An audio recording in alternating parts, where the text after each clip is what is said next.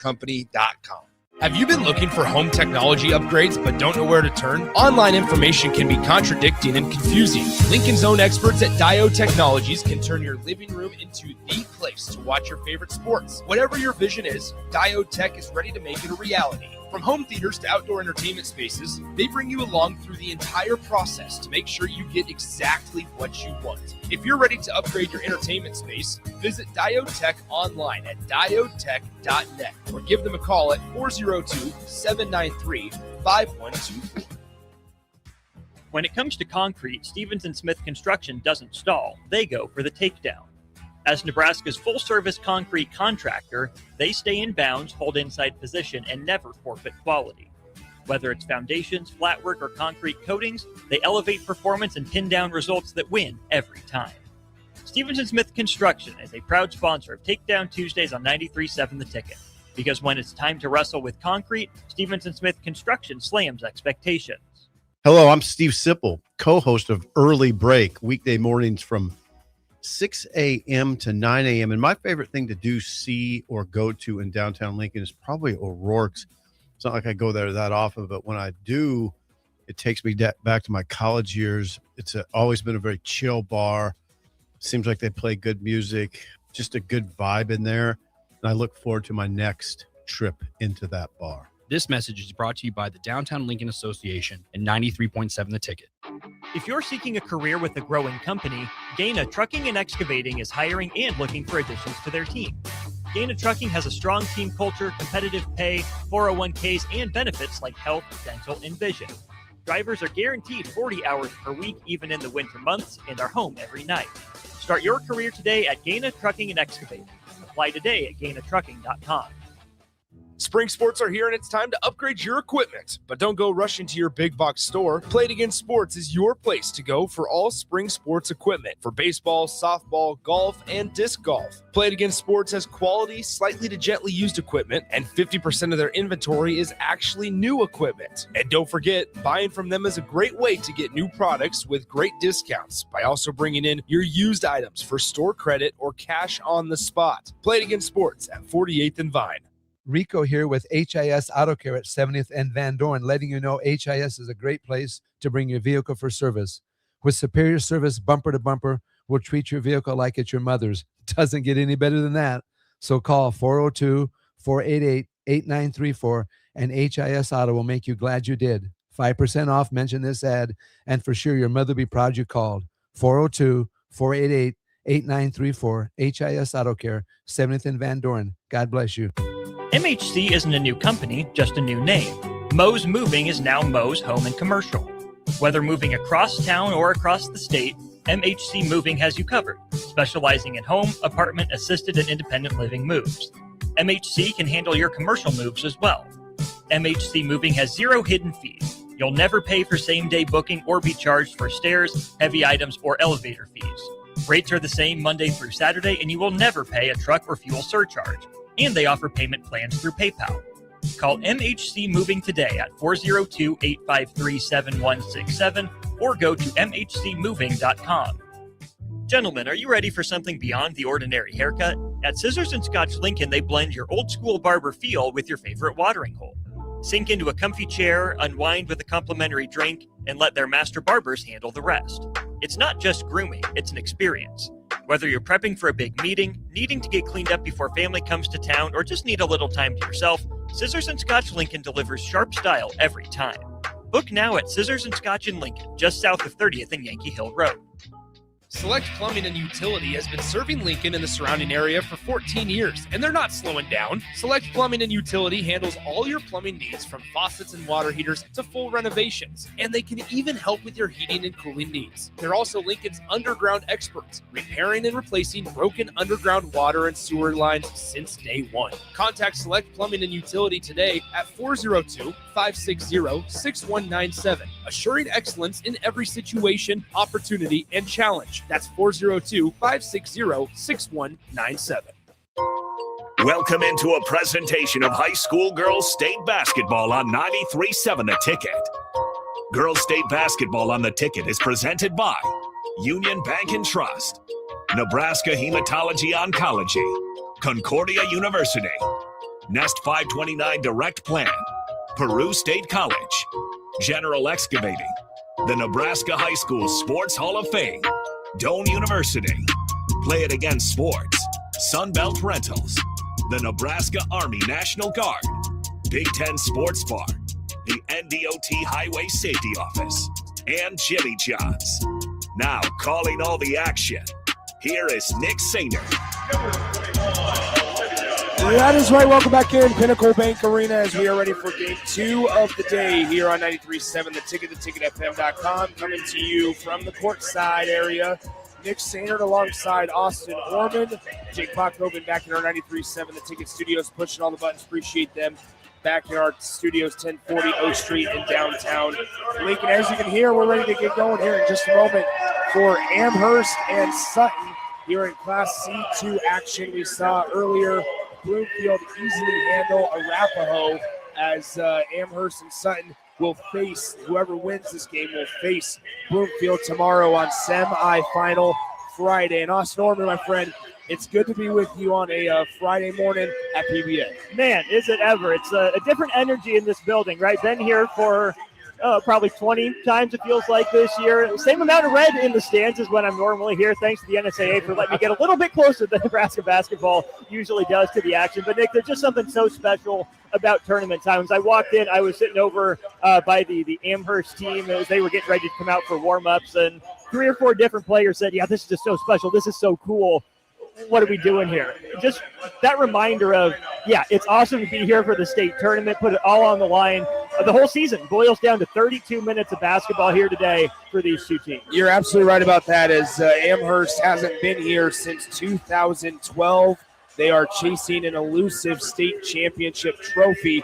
They've never hoisted it. We'll see if they can get all the way here.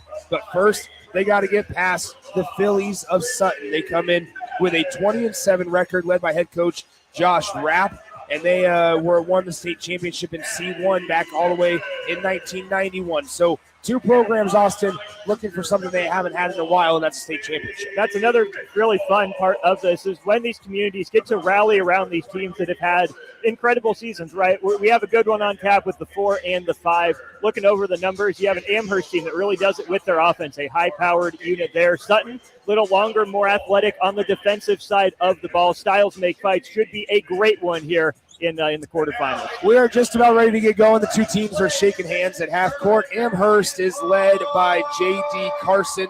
They come in with a 19-6 record on the year. They started out with a record of 6-0 before losing 3 straight at Amherst, but then got back on the winning track and through the middle points of the year went on a large run and eventually beat Overton, a team that's been here the last few years in the district final. Amherst will start, a 5'5 senior guard, Kylan Dotery. Number 2, a 5'6 junior guard, Lillian Vavra. Number 5, a 5'8 freshman, Brinley Maddox. Number 22, a 5'9 sophomore, Adelie Simmons. And number 31, a 5'9 junior, Libby Mitchell. Just 1 senior in the lineup for Amherst. For Sutton, a little bit different. 4 seniors, 1 junior. We've talked all day, all week so far about the youth that we've seen. A couple of big-time players have been younger and underclassmen. We'll see if that's the story here, and they can lead Amherst to a win, or will the experience and the veteran-led Sutton Phillies be able to get the W? As underway, we are ready to go, Amherst and Sutton. Amherst won the tip, but then Sutton forces a jump ball, and so the Phillies will get the ball to start here with 7:48 to go.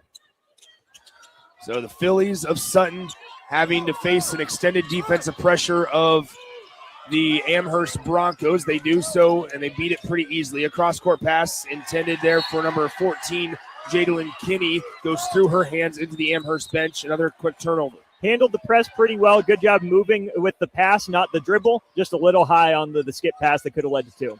So here's Amherst. See if they can get a shot off here for the first time today. A risky pass over the defender, but able to get completed. Now on the left side for Amherst, number 31, Libby Mitchell. 3-point try on the way as she passed out of it, and it was attempted by Lillian Vavra, and it rattles out no good, but on the rebound, it goes out of bounds, last touched by the Sutton Phillies, and it'll stay on this end of the floor with the Amherst Broncos. That was about 4 or 5 feet behind the 3-point line that they're using, but it was in rhythm. Baseline inbound here for Amherst is The inbounder is Brittany Maddox. She finds one of her teammates on the doorstep but misses the bunny. Number 22, Adelie Simmons, unable to hit the right-handed layup, and Sutton is able to clear the defensive glass. They break the extended pressure. Now in the near corner, it is number 14, Jadalyn Kinney, and she's fouled en route to the goal and goes to the line to shoot 2 shots as we have our first whistle of the game. Good move there by Kinney. That foul goes on number 31 for Amherst on Mitchell, but that was set up by Simmons not getting all the way down to the baseline, allowing that baseline drive, let her get right around her to the rim. First free throw is good, no good, rather, for Jadalyn Kinney, and we've seen free throws be a little bit of a struggle for multiple teams. We'll see if Kinney can connect on the second. She cannot, so why not stay at Goose Eggs? 1 minute into the game, 0-0 your score. Nick Sandert, Austin Norman with you from PBA as Amherst drives. They kick it long, mid-long 2 from the far side. Will not go. Just a little too much sauce on it. And Sutton comes the other way. They bring it up the floor. Pass deflected. Sutton gets it back, trying to drive baseline. Great defense and moving their feet by Kylan Dotery of the Amherst Broncos defense. And here come the Broncos on offense. Libby Mitchell will bring it up the floor. They get it to Dotery on the left wing. She drives, stops at the left elbow. Jumper on the way, no good. And rebound Karams out to the far corner where it's controlled by the Sutton Phillies as they'll bring it across the timeline. Right in front of us, working on the left side, is Sutton. They dribble it off their foot, and it's going to be another jump ball this time. It'll go in the direction of the Amherst Broncos. Thought Doherty could have had another couple dribbles or two to get all the way downhill to the rim, but really good defensive intensity both ways here, Nick. We see that three-quarter court pickup, whether it's off a make or a miss or even the dead ball right here. 6 minutes and 17 seconds to go in the first quarter. They throw it up the floor. Now back to a trailing Libby Mitchell, rather. Her three-point attempt is no good. Rebounded by Miranda Nuss, the 5'11 senior center for the Sutton Phillies. And we're still looking for our first points in this one. 2 minutes in on the left side. They pass into the elbow, cross-court right wing. Thought about the three for a moment, dribbling in instead. Now pivots, looks around, mid-range jumper off back iron, offensive board. Nuss, left-handed layup is good from the left side of the rim, 2-0 Sutton. Really good offensive process there by Sutton. Ball in the middle of the zone, kick out, no one on the backside to grab that defensive rebound. Here comes Amherst, Adelie Simmons up the floor. She passes to the right side now back to a trailing Brindley Maddox. Maddox now left corner, Mitchell for 3. Missed everything on that three-point attempt from the far side, right in front of Sutton's bench. And the Sutton Phillies coming back the other way on the left side. It's Camden Mao with the basketball. She almost lost it. Now gets bumped, passes out left side, 3 ball. Will not go. Offensive rebound again for Avery Smith. She'll try it again from 3. That one off to the right side, no good. And the rebound Karams out where it's collected by number 22, Adelie Simmons for Amherst. Back the other way we go. In motion, in transition. The layup is no good on the attempt by Libby Mitchell, but she is fouled and goes to the line to shoot 2. Mitchell's taking a lot of shots early on. That was probably the best look she got. Great vision there by Maddox. No one picked her up. No one got in her line of sight. Mitchell did a great job running that left side of the floor, cutting late to the basket at that angle to get the 2 free throws. That shot doesn't obviously count as an official attempt, but that was her 4th attempt of the day, if you will, unofficially, 3rd officially. And she's able to hit the first free throw, and we have our first points for Amherst here in this one. 2 minutes and 58 seconds into the game. 2-1 is your score. Sutton out in front of Amherst in the first 3 minutes of this one. The second one is on the way for Libby Mitchell. It's also good, and it's tied up 2-2. And on the next possession for Sutton, as they're bringing it up the floor, we're going to have a whistle and a foul called, as Sutton will keep possession of the basketball. It's the second team foul, I believe, on Amherst. And what I noticed in the first game, we see it time and time again, Austin, is when teams are able to make shots and then set up their extended defense, so much more success, but it's got to start on the offensive end.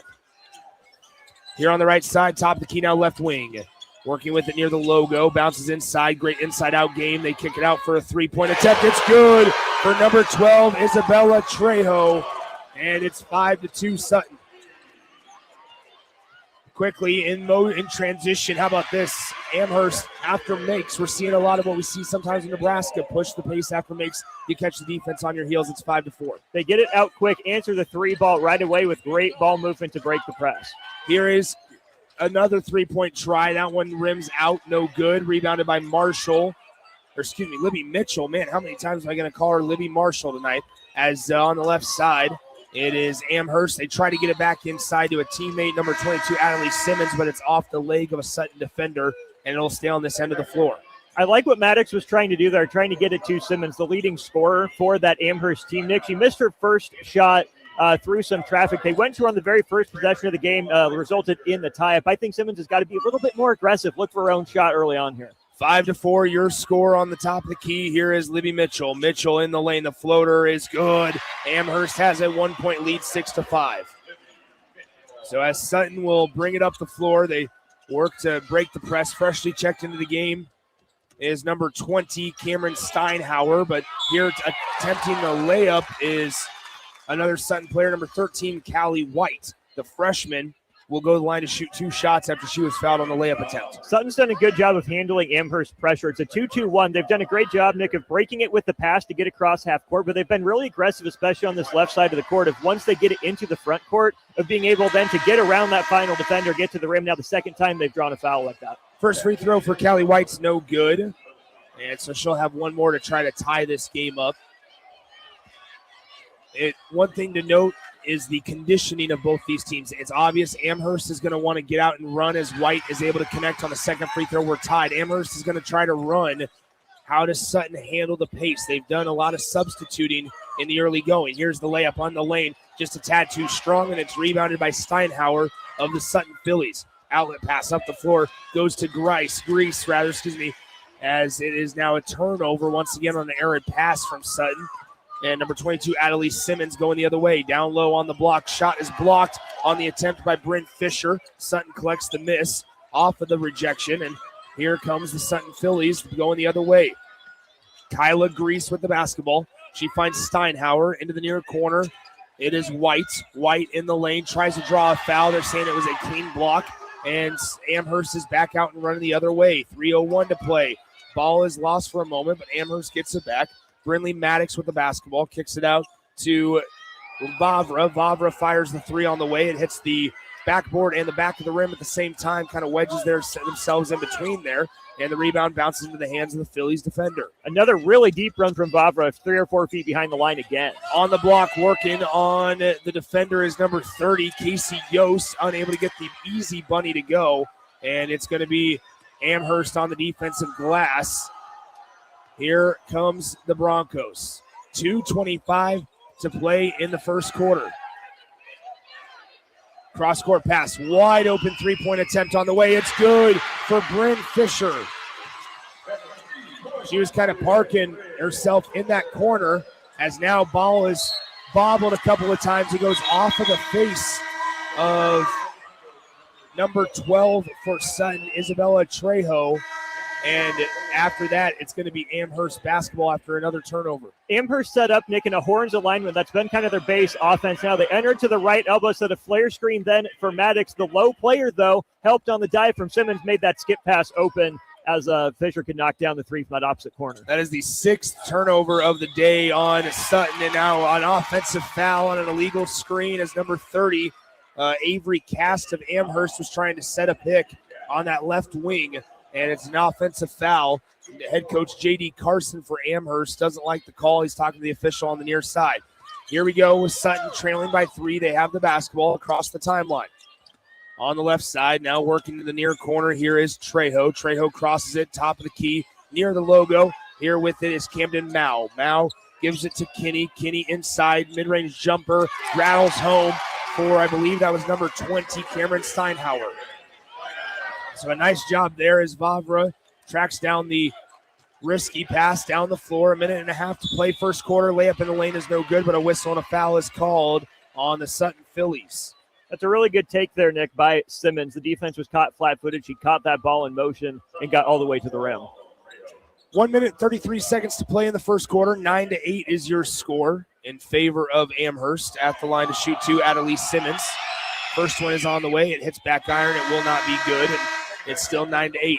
The other thing, Nick, that you'll see sometimes in high school basketball is players wanting to get back to their dominant hand. Simmons didn't stop and try to get back to her right. She went all the way to the cup with her left hand. That's just a smart thing to do when you're on that side of the floor. Second free throw coming for Adelie Simmons. It's on the way, and it is no good. Offensive rebound for number 30, Avery Cass. Top of the key, Simmons. Left side, Vavra. Another three-point try on the way. Missed everything, and that goes out of bounds. Vavra, again, Nick, shooting from way beyond that three-point line. They have both of them on the floor. The white college line for the men's game, but then also the black high school line is there as well. So here we go, 1:20 to go. First quarter on the left side with Sutton is Camden Mao. Mao with it on directly in front of us. They find White. White now with the basketball, left side Mao. Down low, working Miranda Nuss with her left hand. Can't get the layup to go. Defensive board for Amherst as Simmons will bring it across the half-court line. She stops at the top of the key, passes in the near corner on the right side. Now Vavra with it near the logo. Guarded lightly by number 12, Isabella Trejo. They pass it off left side to Cast. Cast to that is Bryn Fisher. Now down low on the block. High off the glass. The layup attempt by Simmons is no good. And the rebound collected for the moment by Sutton. And they tried to pass it up the floor. It was deflected out of bounds. And slow to get up is number 2, Lillian Vavra of Amherst, but Sutton retains possession. Nick, that's one of those passes we've seen thrown a few times now where these players have occasionally forgotten that, hey, someone's streaking in to try to steal that exact pass. Disaster avoided for now for Sutton, but you got to remember that player's always lurking on the backside to try to grab the steal. Sutton here with it, Sutton with it. Jadalyn Kinney with the basketball, now passes off to Isabella Trejo, and that's going to be a blocking foul on Vavra. She tried to sell that one a little bit too much. Wasn't way out by the logo. Jumped in the way. Yeah, way out by the logo too. Nick, that's a play too. Vavra has played a bunch of minutes for this team, but a couple possessions ago she was late rotating over, and that looks like, just a foul. I got to catch my breath. Coach, I might need one, but she's been in the entire game so far. 9-8 your score, 22 seconds to go in the first quarter, and shooting 2 shots at the line is going to be Isabella Trejo. First one on the way is good. Has this foul on Amherst put Sutton in the bonus. So Vavra does check out after she picks up her first personal foul. We are tied at 9 between Amherst and Sutton. One more coming up for Isabella Trejo. It's on the way, and it is good. Sutton has a 1-point lead, 10-9 your score. They inbound it here, and with 20 seconds to go in the first quarter, an inadvertent horn. But here on the right side, it is number 5, Brinley Maddox. Maddox with it, standing on the Herbie Husker logo at midcourt. 10 seconds on the game clock here in the quarter number 1.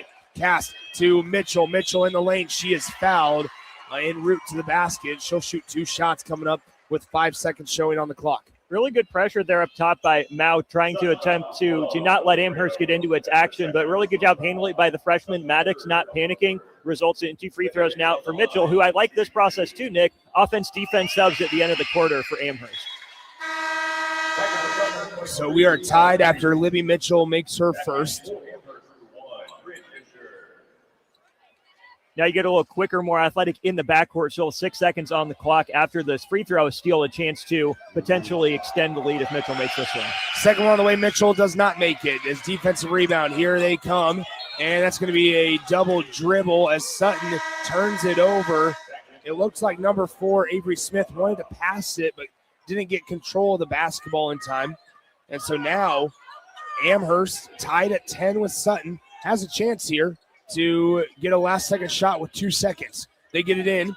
Daughtery, half-court heave. It is no good. It bounced on the front of the rim twice. And after 1 quarter of play, it is 10-10. We'll step aside, start second quarter when we come back here on 93.7 The Ticket.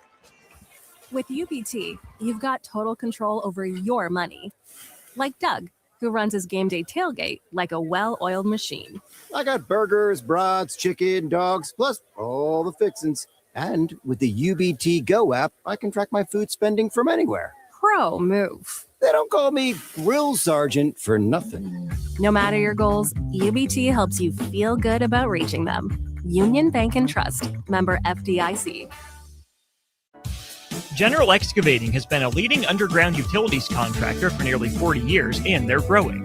General Excavating is hiring for more than 50 positions with offices in Lincoln, Omaha, Sioux Falls, and Cheyenne. Positions range from senior project managers to superintendents, utilities foremen, heavy equipment operators, journeyman plumbers, field mechanics, and more. They offer competitive wages, benefits, and PTO with a culture built on the importance of safety. Apply today at generalexcavating.com or call 402-467-1627 for more information. Back to Pinnacle Bank Arena for more girls' state basketball tournament action on 93.7 The Ticket.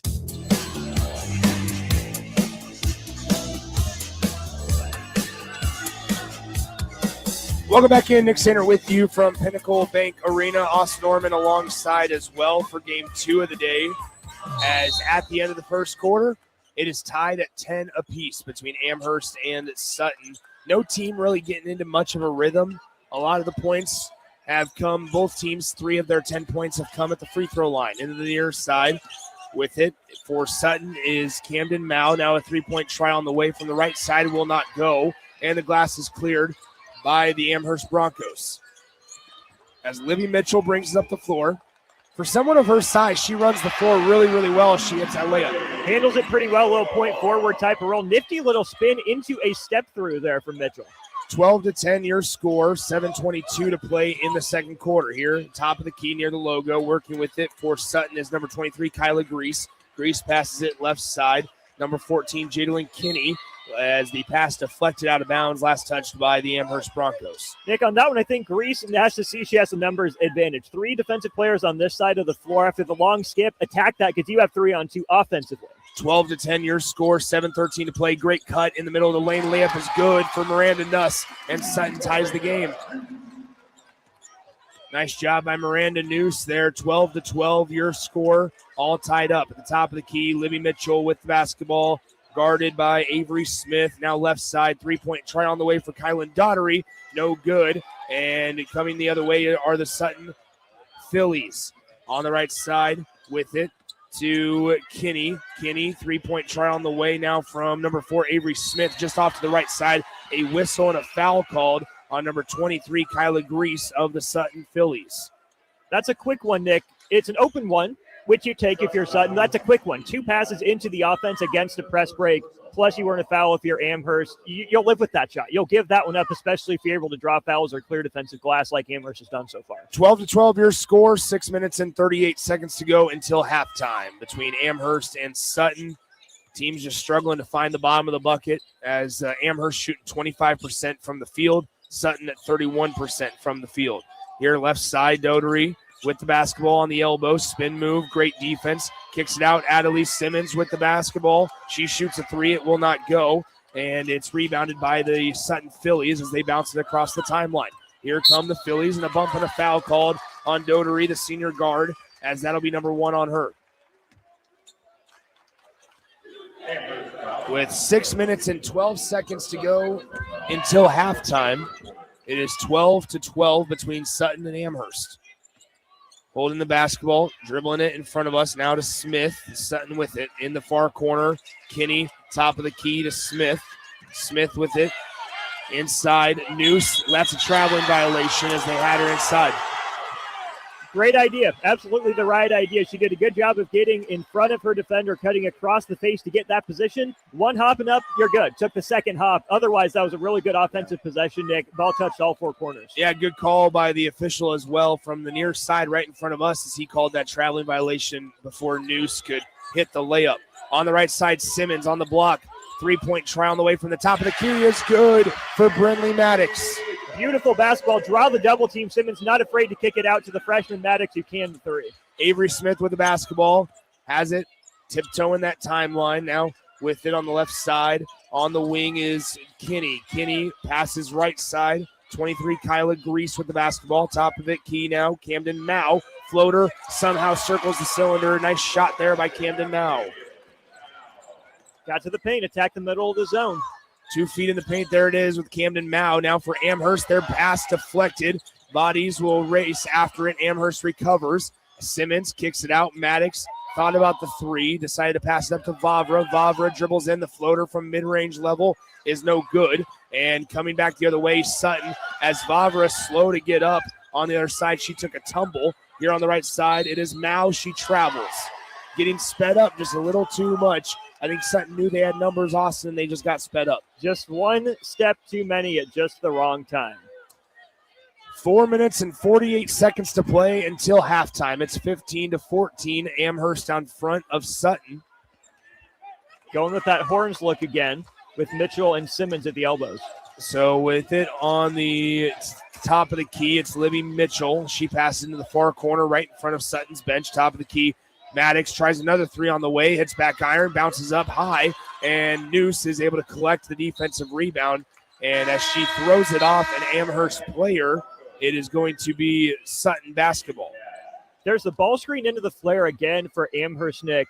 And then Simmons just stands there. If she rolls to the rim, maybe there's something there. Yeah. They got to be careful then, too, not to roll and leave your teammate out on the island before you've set a good screen. 15-14 is your score. 4:27 to play in the second quarter. Amherst leads 15-14 over the Sutton Phillies. They'll bring it across the timeline on the left side. Here they go as Kinney runs into a brick wall of Avery Cast, and Amherst goes back the other way. Here's Libby Mitchell on the right side, Adelise Simmons. She dribbles with the left hand down the center of the lane. She's bumped and fouled, and it's going to be 2 shots coming up for the Amherst Broncos with 4:08 to play until halftime. All set up by the defense there, Nick. Sutton did a good job handling things.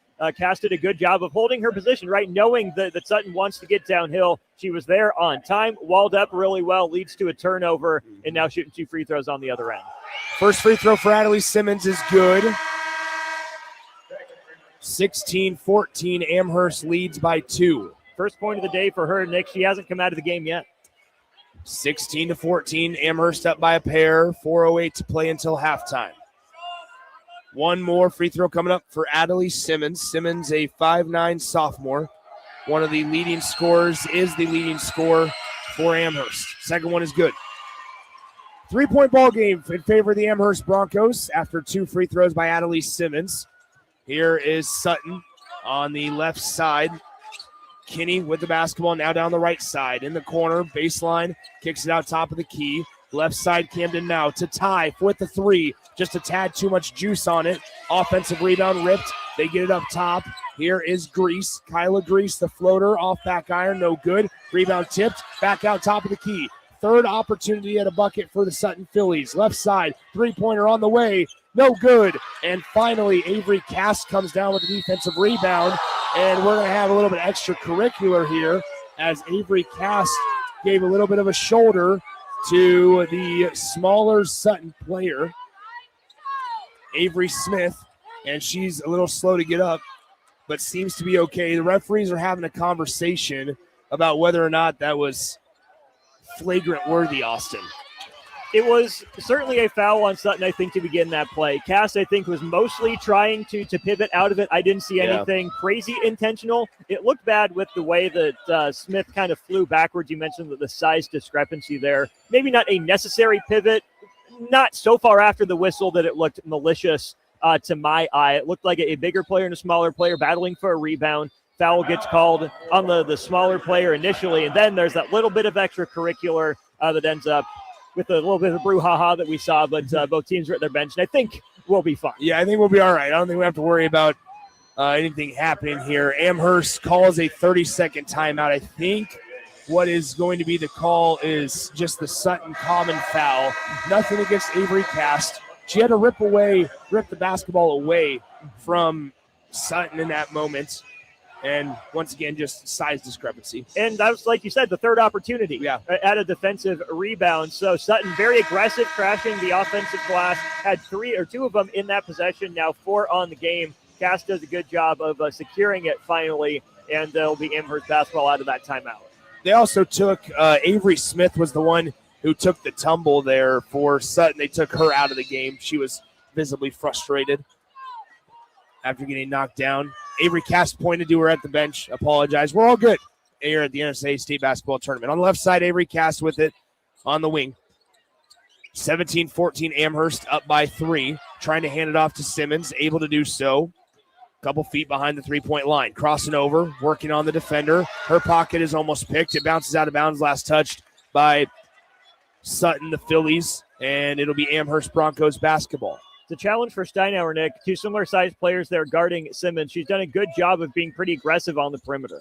On the left side, here it is, top of the key with it, Amherst. Kylan Dotery with the basketball now to Brindley Maddox. She fires the three. That's her second one of the day. Brindley Maddox makes it a 6-point Amherst lead. Late clock off the dribble three. That is tough from a freshman. On the left side, here comes Sutton. They're trying to push the pace, catch Amherst on their heels. They're a little discombobulated, and they turn over the basketball. Now they might get it right back as bodies are on the floor, and Amherst comes up with it. Hands trying to reach in. Here, Dodery in the lane. She's bumped and fouled. She'll go to the line to shoot 2 shots, down up 20-14. Not the right angle for that entry pass from Trejo. If you're trying to get it down to the block, it's hard to pass it. Dribbling out to the wing from the elbow area. Good awareness there by Amherst and then by Doherty to push the pace, get all the way downhill to the rim. 20-14 your score. Keep it there at 20-14 as she misses the first free throw.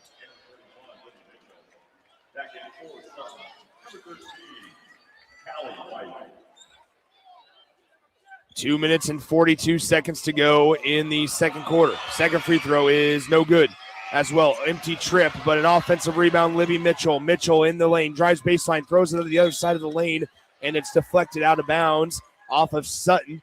And it'll be Amherst basketball still with 2:36 to play until halftime. Another tough angle for that pass, Nick, but Sutton got caught, assuming either the free throw would go in or it bounced right to him. There was not a body put on Mitchell, just able to walk the player underneath the basket for the easy offensive board. Jumper on the way by Brindley Maddox is badly missed as it hits only backboard above the rim, and so Sutton clears the glass inside free throw line area. Now into the near corner, 3-point attempt on the way. It will not fall for Sutton, and we have a push and a foul called on Kyla Grease. So Amherst gets the basketball back as they lead at 20-14. This game was tied at 12 apiece after the first quarter of play, but for Sutton, they are on a scoring drought of the last 3 minutes. They also have 4 turnovers in the last 4+ minutes. And had a couple of those early clock opportunity threes that haven't gone down. On the left side, another 3-point try on the way. Barely grazes the rim by Brindley Maddox. The rebound is chased all the way out near half court by Sutton. And here come the Phillies, driving right side. Now she'll back it out. Looking for help, still looking. Now passes right side to Callie White inside the lane. A jumper on the way. Good inside-out movement there. Good passing off the assist by White to find Steinhauer for the easy 2. Now here, driving, step through. Layup is no good by Maddox of Amherst. Sutton trying to get closer than within 4. They trail 20-16, but they have the basketball after a couple of misses. This one deflected out of bounds. Last touch by Amherst, and it'll be Sutton basketball to our left. Nick, I think Sutton's going to want to go back inside now to Nuss, who just entered back into the game. She's done a good job of getting position against this 2-3 after a couple ball reversals. I do like that for Maddox, though, on the other end. She missed the layup, but it's hard to complain about that for Amherst. You give up to, you try to get it right back. A heck of a step through there from a freshman. I've been really impressed with number 5 from Amherst. Here is Sutton at the top of the key now, left side, inside the lane. Steinhauer down low to Noose. Noose is lost in no man's land. Now they get it out to Mao. Mao drives baseline, kicks it. Steinhauer in off the glass, just a tad too strong. Noose with the offensive rebound. A lot of contact. The putback is good with the foul. So a nice job by Miranda Noose, the 5'11 senior, spelled N-U-S-S. Pronounced Noose, is going to the line to shoot one more. All set up by the dirty work that Steinhauer did. Getting that offensive rebound, good interior passing. Noose up through the contact. You mentioned it, Nick. Sutton was on a 3-minute scoring drought, and just like that, they go inside on back-to-back possessions. They're within 2. 20-18. One more free throw coming up for Noose. It is no good. Rebound is corralled by Libby Mitchell and Amherst. She'll throw it across the floor to Maddox. Brindley Maddox into the far side. One dribble, she picks it up, and a steal by Sutton. The momentum starting to shift in favor of the Phillies here as they bring it across the timeline. They get it to Mao. Mao with it near the logo. Passes it right side. Mao with it, dribbles center of the lane, gets caught between 3 defenders. Ball is on the ground. They pass out of it. 3-point try on the way. It is no good. Rebound tipped around out to Maddox. Amherst has numbers. As they work around, we're going to have a bump and a foul called. They're going to call it on number 0, Kylan Dodery, as she tried to seal off the defender from chasing the ball handler en route to the goal. And Austin, tough call for Amherst. Nick, that looks like a wide receiver trying to run downfield and get in the way of a cornerback trying to chase down a running back. You respect the hustle, just not the one they needed, as Maddox had a clear enough lane to the rim. It took probably 2 points off the board, and now Sutton, Nick, I would presume, would be able to hold for the final shot. Shot clock is dark, 20-18 your score. Here, 23 seconds to play until halftime. That's a double dribble. Trejo thinks that she just kind of stopped the ball with her hand, but it looked like she did control it downwards, pick it up, and then take that next dribble. So just like that, Nick, Sutton catches a break, and they give it right back now to Amherst, leading by 2. Sutton with 11 turnovers on the day. Amherst with just 4. Still just a 2-point game. Where do you go with your Amherst here, Nick? Who are you looking to? It's got to be Adelaide Simmons, I would imagine, even though she hasn't scored a whole lot. As that screen, physical, got blown up. Adelaide Simmons got blown up by number 10, Camden Mao, as she set a pick. It goes out of bounds. It'll be Amherst basketball, though, with 7 seconds to play. They'll inbound it.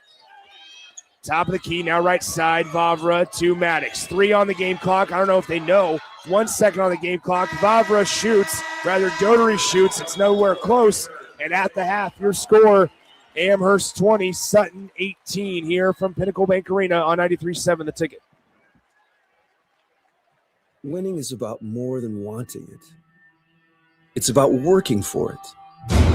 As Bulldogs, we see that hard work pay off every day, in the classroom, in our faith, in competition. At Concordia, the momentum is building, and you can be a part of it. Join a winning team at Concordia University, Nebraska. With UBT, you've got total control over your money. Like Doug, who runs his game day tailgate like a well-oiled machine. I got burgers, brats, chicken, dogs, plus all the fixins. And with the UBT Go app, I can track my food spending from anywhere. Pro move. They don't call me Grill Sergeant for nothing. No matter your goals, UBT helps you feel good about reaching them. Union Bank and Trust. Member FDIC. Parents deal with a lot of what ifs. What if my child gets a scholarship? What if they don't? What if they go to college? Or what if they pursue a trade?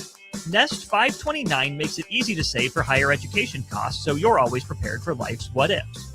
Learn more at nest529.com/hoops. Check with your home state to learn if it offers tax or other benefits for investing in its own 529 plan. Investment products are not FDIC insured, may lose value, no bank guarantee. Things that impair you come in many different shapes and sizes. Some are the shape of beer and liquor bottles. Others look like cigarettes but aren't cigarettes at all. These are the things we know impair us, the things our parents warned us about. What we're not always aware of is our new prescription or the over-the-counter medicine we picked up just for allergies or a bad cold. See, it doesn't just matter how much of a substance you take. If you are impaired, driving is deceptively dangerous. Don't drive impaired. Paid for by the NDOT Highway Safety Office.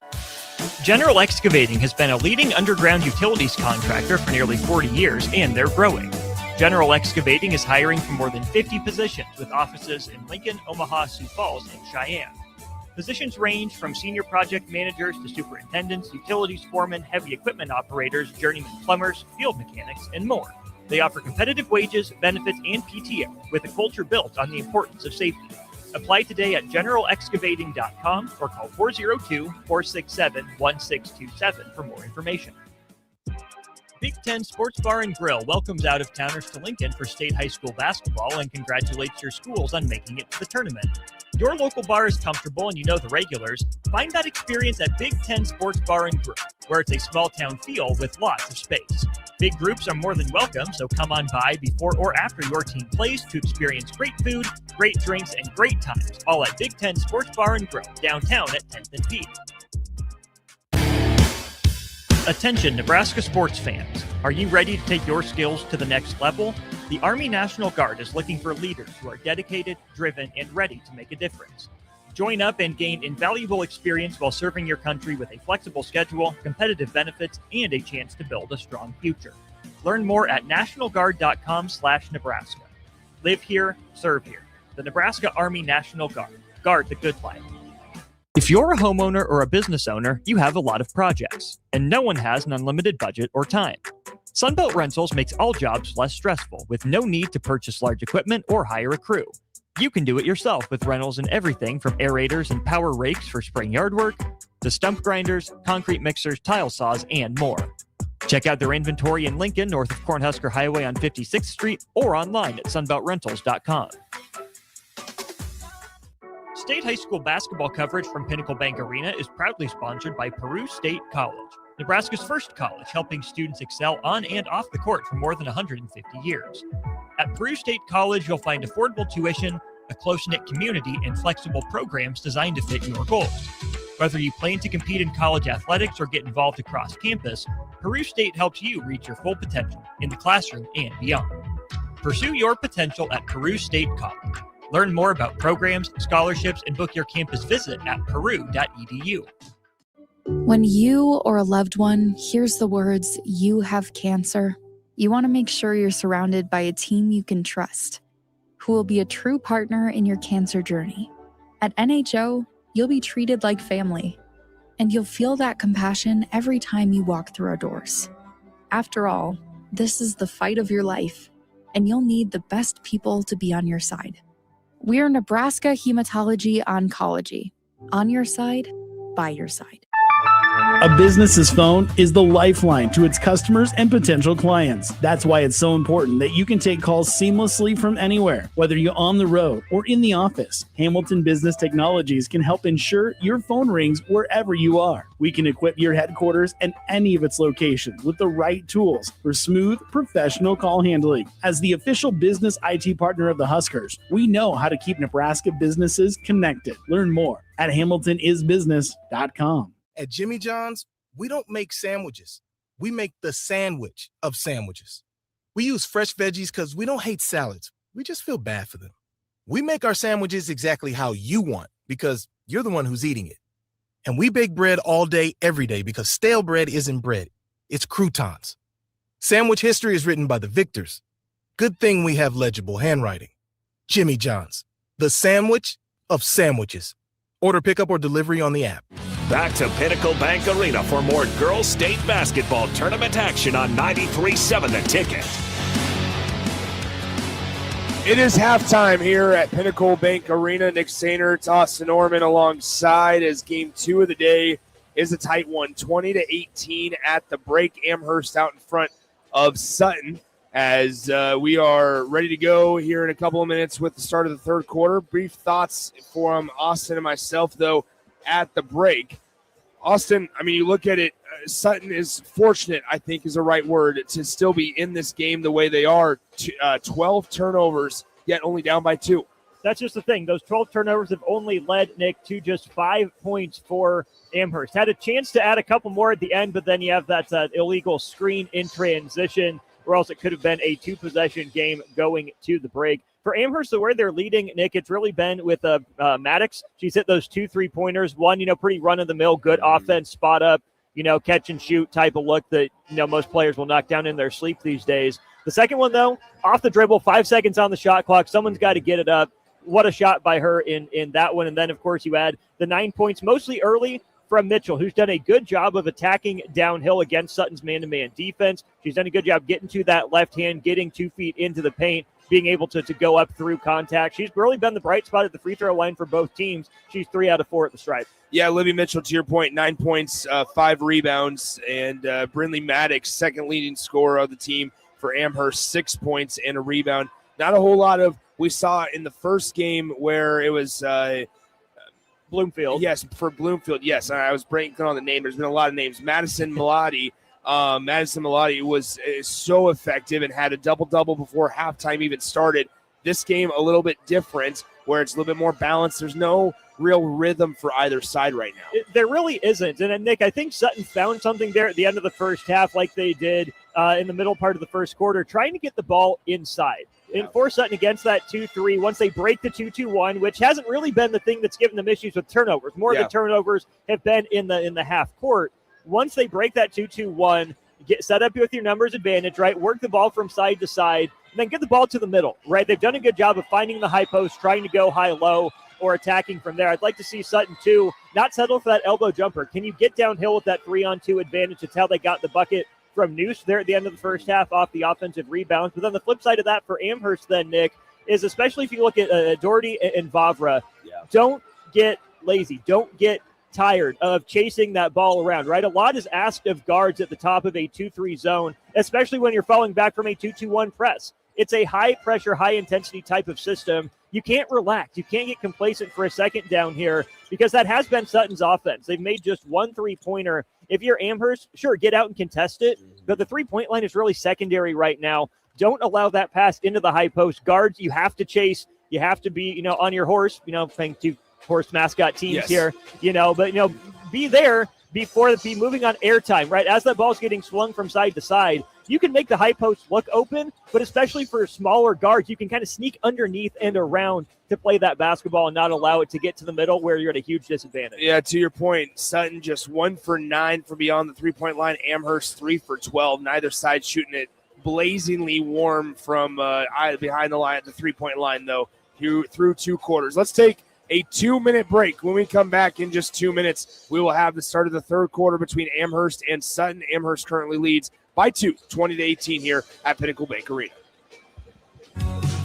High school basketball fans, take a trip over to the Nebraska High School Sports Hall of Fame while you're in town for state hoops. Admission is free, and it's a great way to learn about some of the greatest athletes and teams to come out of the state, from recently to over 100 years ago in all sports. Learn more about names like Gale Sayers, Johnny Rogers, Bob Gibson, Tom Osborne, and more. Open Wednesday through Friday from 1 to 4 p.m. It's the Nebraska High School Sports Hall of Fame, just north of Haymarket Park at 500 Charleston Street. When you or a loved one hears the words, "You have cancer," you want to make sure you're surrounded by a team you can trust, who will be a true partner in your cancer journey. At NHO, you'll be treated like family, and you'll feel that compassion every time you walk through our doors. After all, this is the fight of your life, and you'll need the best people to be on your side. We're Nebraska Hematology Oncology. On your side, by your side. With UBT, you've got total control over your money. Like Doug, who runs his game day tailgate like a well-oiled machine. I got burgers, brats, chicken, dogs, plus all the fixins. And with the UBT Go app, I can track my food spending from anywhere. Pro move. They don't call me Grill Sergeant for nothing. No matter your goals, UBT helps you feel good about reaching them. Union Bank and Trust. Member FDIC. General Excavating has been a leading underground utilities contractor for nearly 40 years, and they're growing.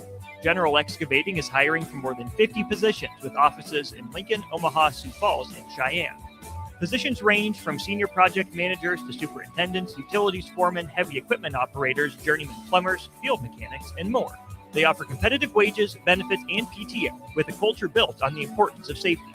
Apply today at generalexcavating.com or call 402-467-1627 for more information. Back to Pinnacle Bank Arena for more Girls State Basketball Tournament action on 93.7 The Ticket.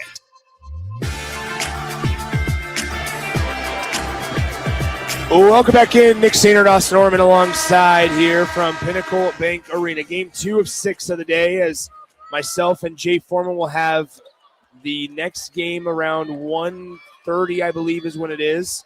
And then a 3:15 game will be myself and Austin Norman. And then a 6 p.m. game, Tristan Gomez will be on the call for that one.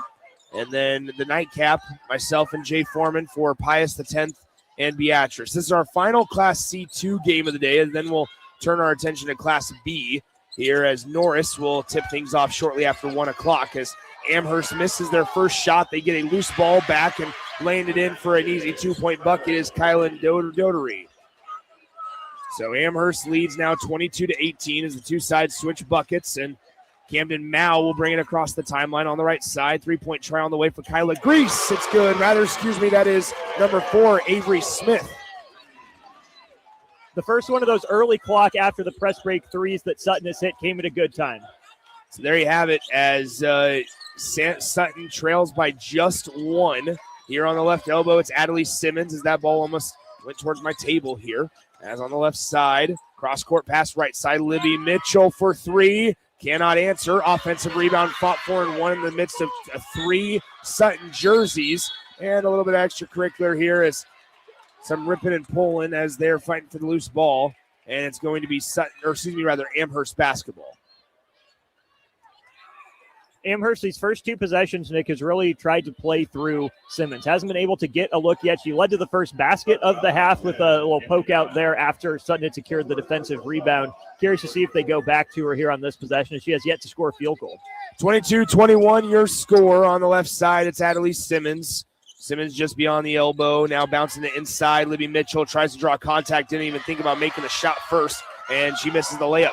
Down, bringing it up the timeline. Sutton does not have numbers. They find a trailing teammate in Jadalyn Kinney. She has it on the right side with 6:38 to go in the third quarter. Entry pass into the elbow, and it's going to be a reach-in foul on Kylan Doherty. That's what we were talking about at halftime, Nick. Doherty just a little slow to get over. High post gets the catch. Nothing you can do except try to reach through to make up for your lack of being in position to begin with. 22-21, your score in favor of Amherst. They get it in out top to...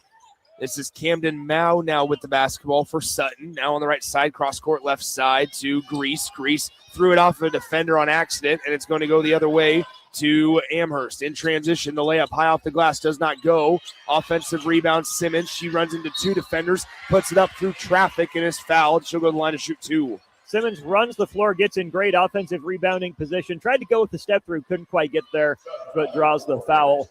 That is, again, Nick, on the other side for Sutton, though, what led to getting downhill. Again, not a great angle for the entry pass. 2 passes into the offense, trying to throw a chest pass through 3 defenders, not going to get through very often. 6:17 to play, third quarter, 22-21, and it stays that way after Simmons misses her first free throw. Tough day at the office for Adelie Simmons, one of the leading scorers, 2 points on the day, 0 for 3 from the field. Her 2 points come from the charity stripe. Let's see if she can add one more here. Second free throw coming for Simmons is on the way. It's good. 23-21, Amherst out in front by a pair. So as Sutton brings it up the floor, they get swallowed up, and they're able to break the press. Camden Mao might have gotten away with a travel. Here's Noose in the lane. We're tied. Head coach J.D. Carson for Amherst thought there should have been a charge called or a travel. One of the two, got neither. Here's Amherst on the right side. Simmons just inside the three-point line. Long-range 3 for Vavra is not good. Offensive rebound, Simmons. In the lane, Maddox. She passes it through to Mitchell. She'll try her luck at a 3. Just off to the right. Rebound, Karam's out to the far corner. Another chance on offense for Amherst. Driving baseline is Vavra. The floater, it rattles out, no good. And a foul on the rebound for Amherst on Adelie Simmons. It'll be Sutton basketball. Good recognition there by Vavra. She's the one that got that ball in the corner. Had Noose flying out at her. That's a big player flying out to contest the 3. Vavra, a good shot fake to get all the way to the rim. Really quick deceleration. I thought she had time to get the angle to go off the backboard. Didn't go down. 23 all between Amherst and Sutton. On the left side, it's Camden Mao. She almost got her pocket picked, but now a reach-in foul by Vavra. I think J.D. Carson is asking, why are you even reaching at that point? And a little frustrated maybe with the call as well.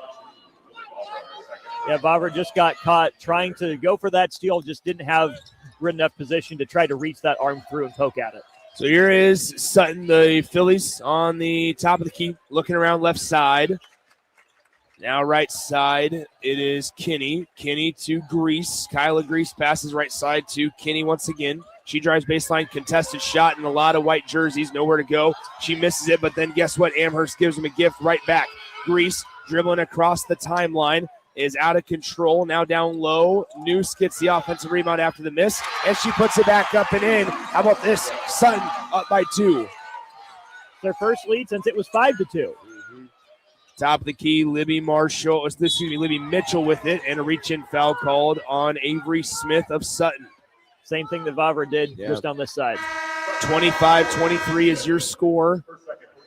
4:46 to go until the end of the third quarter. 25-23, Sutton leads Amherst. Freshman mistake there, Nick, from Maddox led to that 2 points there for Sutton that took the lead. A full court pass from the teammate wasn't looking for it. So here we go as they inbound it into the backcourt. Maddox has the basketball, working on the smaller defender in the lane. Contested floater will not fall. Rebound fought for, won by Vavra, and then given right back to Sutton after she lost possession of the basketball. On the right side, Avery Smith with it. Smith to a trailing Grease. Grease, left side. Thought about trying the three as Callie White. She drives instead. The layup in the lane is good. Nice. We talk about freshman decision-making. Nice decision there by Callie White, the freshman. Passing up the contested three. Beat her on the dribble drive. Slow shot fake. Got the defense flying out anyways. Be able to drive right through. 27-23 Sutton. Here's Simmons on the far side working on Noose. She gets doubled. Nowhere to go. She passes out. Here's Vavra. Vavra, left side. Now to Bryn Fisher. Fisher to Vavra. 9 on the possession here for the Amherst Broncos. Great backdoor cut by Brinley Maddox, and we have an instant timeout called by Amherst. 27-25. Sutton leads it. Let's take a 30-second timeout. Come right back to Pinnacle Bank Arena here on 93.7 The Ticket. A business's phone is the lifeline to its customers and potential clients. That's why it's so important that you can take calls seamlessly from anywhere, whether you're on the road or in the office. Hamilton Business Technologies can help ensure your phone rings wherever you are. We can equip your headquarters and any of its locations with the right tools for smooth, professional call handling. As the official business IT partner of the Huskers, we know how to keep Nebraska businesses connected. Learn more at hamiltonisbusiness.com. Back to Pinnacle Bank Arena for more girls state basketball tournament action on 93.7 The Ticket.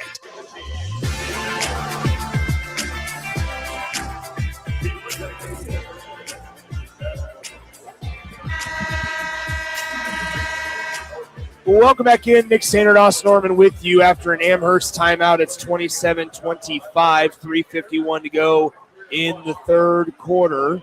As Austin, what'd you like about that last Amherst possession? That was a really good job of being patient with the ball, right? They got late clock, and then what happens was Maddox does the right thing, right? She's hit the 2 threes, gets her defender overplaying on the perimeter because she knows Maddox is going to come back to try to create. Nope, slip back door, nice easy layup to break up what Sutton was really starting to try to get some distance here. Had a 2-possession lead, now just back to 1. All right, so here we go. Sutton with it, up by 2. We have a whistle away from the basketball and a foul on the floor, and it's going to be on Amherst. I didn't see who they got it on. It's going to be on number 30, Avery Cast. You're right, Austin. They have the scoreboard as Mainz up there, but it's Cast on the roster, and I think I just heard Drew Danker, the PA announcer, say Avery Cast as well. So a little bit of just mistakes on that part, but nonetheless, here on the right side, Adelise Simmons with the basketball for Amherst. Amherst down by 2. On the right wing, here's Simmons. Simmons crosses over, working on Trejo. Simmons needs some help, finds Maddox.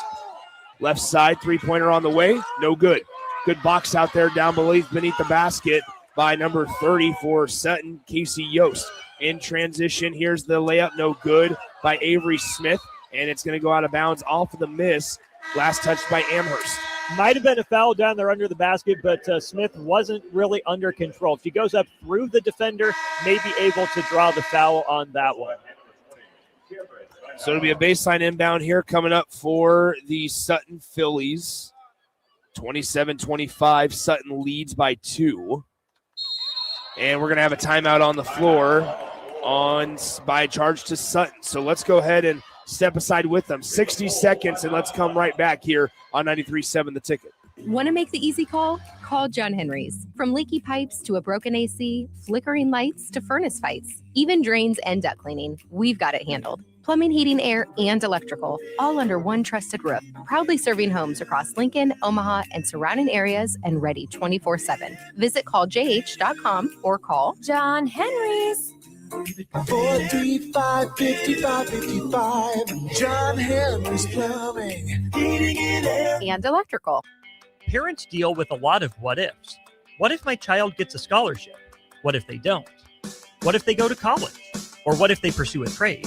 Nest 529 makes it easy to save for higher education costs, so you're always prepared for life's what ifs. Learn more at nest529.com/hoops. Check with your home state to learn if it offers tax or other benefits for investing in its own 529 plan. Investment products are not FDIC insured, may lose value, no bank guarantee. Back to Pinnacle Bank Arena for more girls state basketball tournament action on 93.7 The Ticket. Welcome back in. Nick Sander, Ross Norman with you as out of the timeout by Sutton. It is their basketball underneath the hoop and another timeout. It looked like they were just a little discombobulated offensively, Austin. But you were mentioning we were talking in the break. We'll keep it right here for a 30-second timeout charged to Sutton here. We were talking about during the break. Callie White, freshman for Sutton, playing some big minutes here. Playing some big minutes. I'm going to be really curious to see how she holds up on the defensive end with Simmons, right? Simmons still without a field goal. And Nick, now with Noose on the bench, I thought what Amherst could do is get Simmons out on the perimeter. She's been really good at attacking the basket, but now with Noose out of the game, that mismatch is gone. Now the mismatch is in the post. With White being a freshman, I know Simmons only a sophomore, not much older, but a little sturdier, a little more comfortable down there in the post than the guard White looks to be. So now on this end with Sutton, as they'll get the ball out of the timeout, you're the smaller, the quicker team. This is where I think you can really work on that drive and dish against the 2-3, screen the top of the zone, get in, drive and dish. You'll have to hit a 3 or 2 here potentially, but that's really where Sutton's advantage is on the offensive end right now. Sutton inbounds it. Here's Trejo, step back 3 on the way. It's good for Isabella Trejo. Stone cold. Wow. Stepping back from the left wing, a big shot and now a turnover, but Amherst trying to fight to get it back. Bodies on the floor. We're going to have a jump ball. Possession arrow gives it to the Phillies of Sutton. Huge 3 from Trejo there, Nick. That was sick stuff. Get a little sidestep, step back 3 to cash it, and now you force a turnover. You get the jump ball going your way, a chance to extend this beyond the 5-point advantage they already have. 30-25 is your score. 2 minutes and 32 seconds to play in the third quarter. Sutton leads by 5. Near the logo.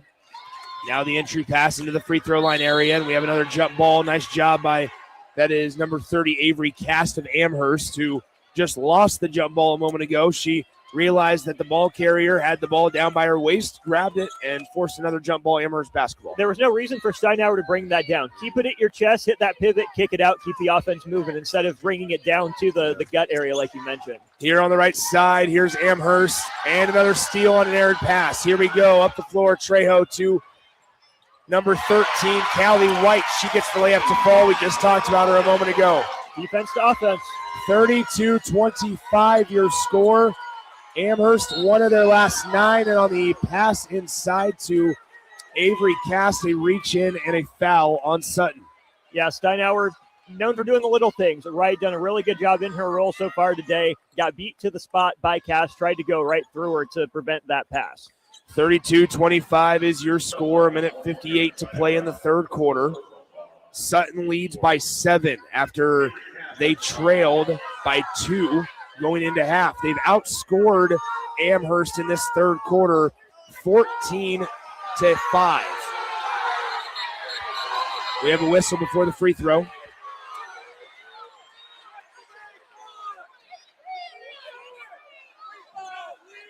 I'm surprised. They shouldn't be shooting here.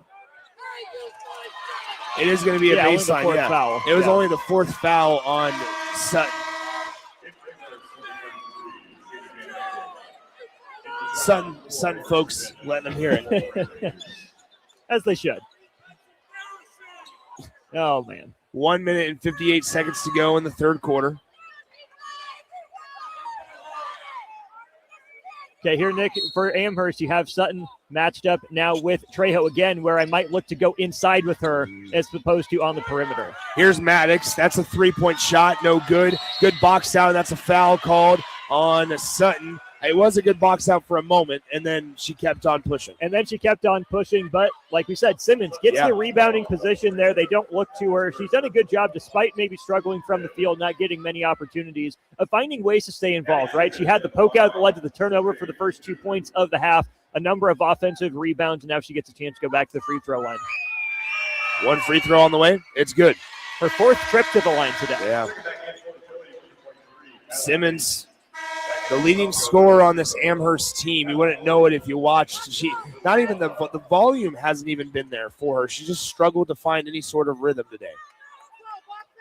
32-26, 1:52 to play in the third quarter. Second free throw coming up for Simmons. On the way, and it's no good.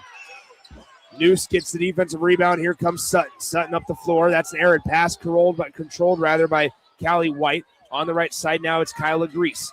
Grease with the basketball, cross-court pass to White. White dribbles center of the lane.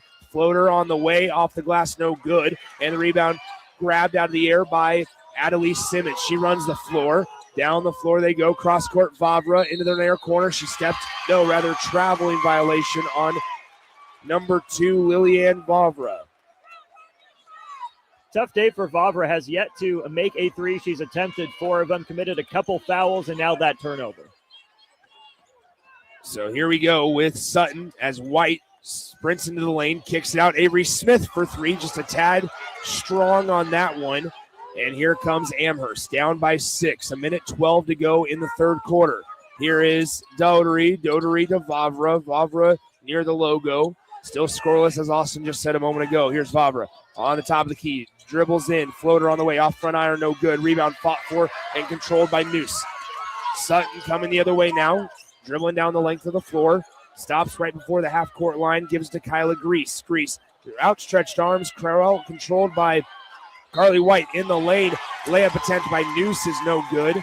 And 2 shots coming up after the foul on Amherst. I didn't see the Sutton coaches going to this effect, Nick, but what should work out right now for Sutton is they get the 2 for 1. With 47 seconds on the clock, Noose at the free throw line, 35 seconds on the shot clock. It should give both teams 1 more possession here in the third quarter. First free throw, no good. Miranda Noose, a 5'11 senior. She on the day, 10 points on 5 of 6 from the field. And a rebound shy of a double-double. 1 more free throw coming up, and it is good. She's got 11. No real foul trouble for either side. The only one really is Kylan Dodery of Amherst. 3 personals to this point. She's out there, though. 33-26, your score. Here on the right side, it's Vavra. Vavra to number 31 for Amherst, Libby Mitchell. Mitchell stops in the fingernail now on the near side. Down low, entry pass to a cutting Mitchell. She was underneath the backboard, hit the bottom of the backboard when she shot the ball. Up the far side, here comes Sutton. As looking for help, they throw it across the logo. Down to the right side to Camden Mao. Mao to Grease. They can hold for the last shot. 13 on the game clock as another blocking foul on Vavra. J.D. Carson's a little bit frustrated, asking the officials for a foul down here on this end. Mitchell just didn't give herself an opportunity to drive. Sure, there was some contact with where she shot that from underneath the backboard. Really hard to get a call. And then, Nick, for the second time here, Vavra just kind of jumps in front of the player trying to dribble, attempting to draw a charge call. I know what she's trying to do, but she's not in legal guarding position, right? You can tell she's trying to get around there. If she was a step sooner, maybe she's able to get that call. That's twice now. She's kind of hopped instead of reaching that legal guarding position. 2 times it's been a block. Kyla Grease misses the first free throw. Second one is coming up as Sutton leads 33-26. Second one on the way. It is good. 8-point Sutton lead. 11.2 on the game clock here in the third quarter. Amherst is one of their last 12 shooting the basketball. They have not made a field goal in the last 3 minutes and 40 seconds. Here's Maddox on the left side with it. Sid Mitchell on the line, or excuse me, on the way from 3 is no good. There's the horn. Your score at the end of the third quarter, a third quarter that was dominated by the Sutton Phillies. They lead it 34-26 at the end of the third quarter here on 93.7 The Ticket. Winning is about more than wanting it. It's about working for it. As Bulldogs, we see that hard work pay off every day. In the classroom, in our faith, in competition. At Concordia, the momentum is building, and you can be a part of it. Join a winning team at Concordia University, Nebraska.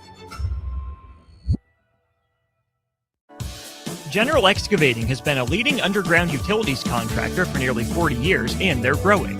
General Excavating is hiring for more than 50 positions with offices in Lincoln, Omaha, Sioux Falls, and Cheyenne. Positions range from senior project managers to superintendents, utilities foremen, heavy equipment operators, journeyman plumbers, field mechanics, and more. They offer competitive wages, benefits, and PTO with a culture built on the importance of safety. Apply today at generalexcavating.com or call 402-467-1627 for more information. This is Lincoln's home for sports talk on the FM dial. Also online at theticketfm.com. On the internet. KNTK FM Firth, 93.7 The Ticket. Back to Pinnacle Bank Arena for more girls state basketball tournament action on 93.7 The Ticket. It is time to start the fourth quarter here, as it is a steal instantly. Amherst gets the basketball back. They throw it up the floor. They just threw it out. No, they did not. They threw it into the hands of Sutton. And a good, strong decision there by Kyla Grease after another turnover to slow it down and just try to get across the timeline here. What do you see from the Amherst pressure defensively as they get to half court? Well, Austin? what Amherst has done, Nick, is they've brought out that run and jump trap. It was immediate on the catch. They brought it, and then as soon as the player crossed half court, they brought it again, attempting to get a soft pass, a lazy pass, or even, a little travel, a stutter step out there at half court. If they're able to get a live ball turnover, it should lead to what you'd think would be a fast break, but Sutton's handled it pretty well to this point. And then Noose gets whistled for the travel down on the other end as they got it all the way down to the block despite the pressure from Amherst. Yeah, so Noose gets called for a traveling violation, and now Amherst down by 8. Needs some points on the right side. They only scored 6 points in that third quarter in its entirety. Vavra crosses over on the right wing with it in the far side right in front of the Amherst bench. Now it finds a cutting Bronco. Brilliant Maddox misses the layup. And here comes Avery Smith, who gives to Grease. Grease up the floor into the far corner. Down low, Noose. Noose working. Foul on the play and the bucket as Miranda Noose will go to the line to shoot one more.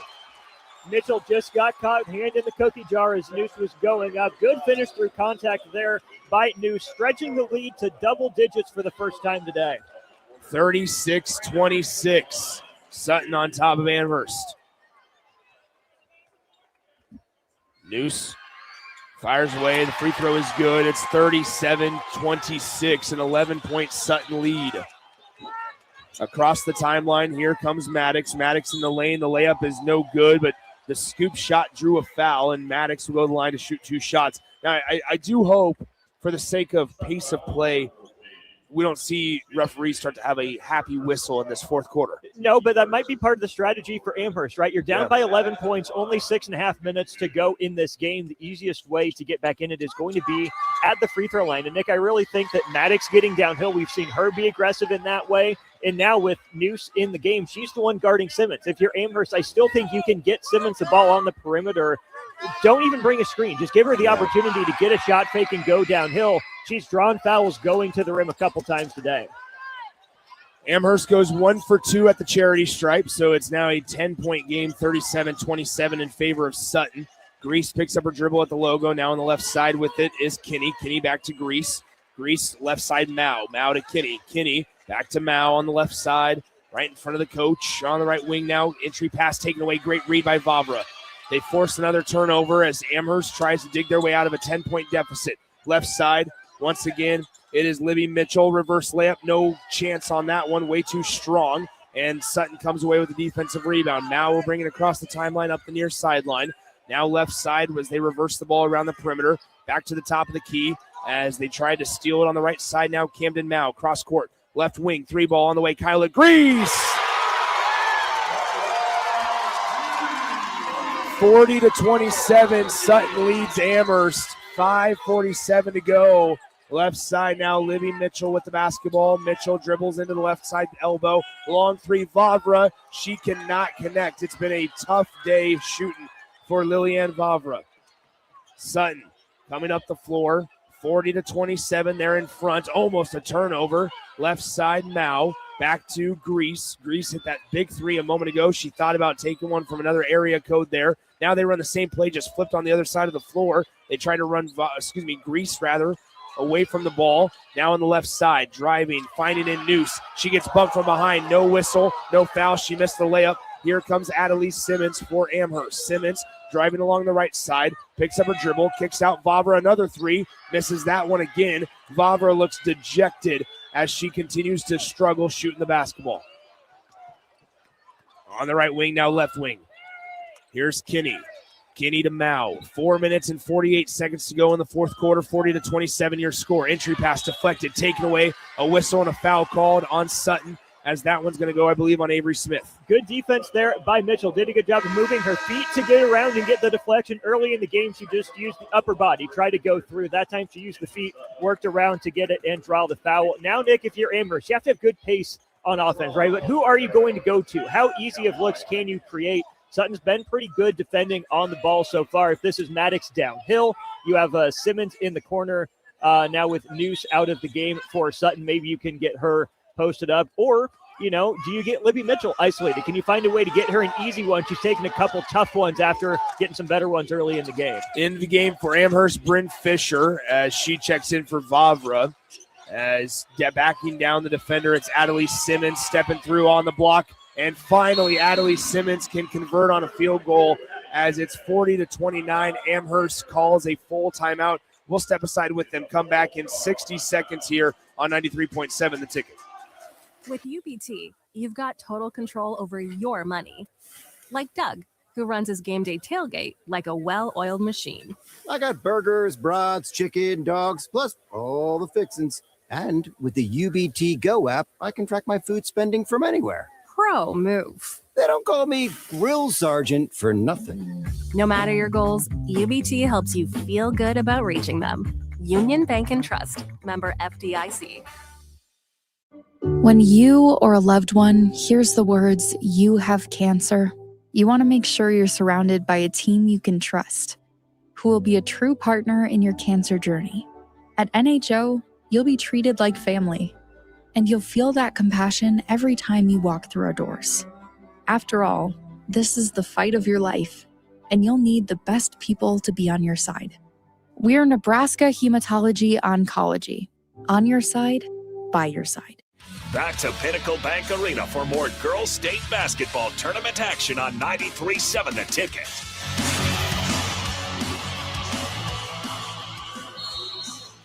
Welcome back in. 4:27 to go. Fourth quarter. Sutton leads at 40-29 against the Amherst Broncos. As extended pressure coming here from Amherst. Sutton breaks it with passes. Now finds a cutting player and we have an offensive foul. I have a feeling, Austin, that is J.D. Carson effect, working the officials the entire game, talking about the offensive fouls, and finally they get rewarded with one. I'm not sure where that one was myself. Maybe there's a little bit of an arm bar extended. Certainly wasn't a shoulder. But, Nick, if you're Sutton, that's the one thing you have to avoid. The only way you're going to let Amherst back in this game is if you get two aggressive fouls, put them at the free throw line, or turn the ball over just like that on offense. We mentioned the turnovers in the first half. They really cleaned up in the third quarter. But now as you try to put a game away, holding on to the basketball is going to be the way to do it. Dotery, right side to Maddox. Maddox with it to Simmons. Simmons looking for help, and it's a foul called on Sutton. Simmons needed to attack that there, Nick. She had an angle, took one dribble to probe. If she turns the corner, I think she can get all the way to the rim. She just doesn't look as aggressive as you would think for a team's leading scorer here in the state tournament.